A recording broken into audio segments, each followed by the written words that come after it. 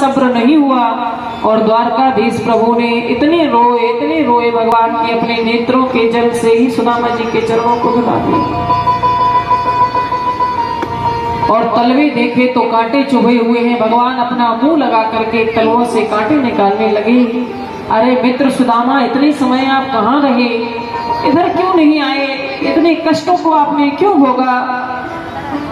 बार बार निवेदन करने लगे। बहुत दुखी हो गए सुदामा जी की स्थिति को देख करके। भगवान हमारे श्री सुखदेव जी महाराज कहते हैं, हे राजन परीक्षित, दर्शन करो। कोई कहेगा सुदामा जी को कि सुदामा जी लक्ष्मीहीन है, गरीब है। किमनेन कृतं पुण्यम मधुतेन भिक्षुणा श्रियाहीनेन लोकेस्मिन् गर्हिते नादमेन च।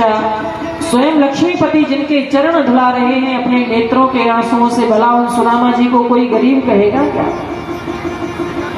भगवान दुखी हो गए तो सुदामा जी ने सोचा कि मेरी स्थिति को देख करके दुखी हो गए, तो बोले कन्हैया कुछ बातें करते हैं, अपने बारे में कुछ बताओ, तुम इतना समय यहाँ व्यतीत किया, क्या क्या घटनाएं घटी?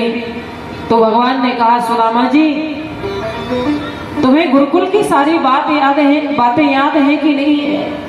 सुदामा जी ने कहा, सब बातें याद हैं। भगवान सोच रहे हैं कि सुदामा जी प्रसन्न हो और सुदामा जी सोच रहे हैं कि भगवान प्रसन्न हो। तो भगवान कहते हैं, सुदामा जी फिर तो आपको वो रात भी याद होगी जिस रात में आपके दांत ठंड के मारे कटकटा रहे थे।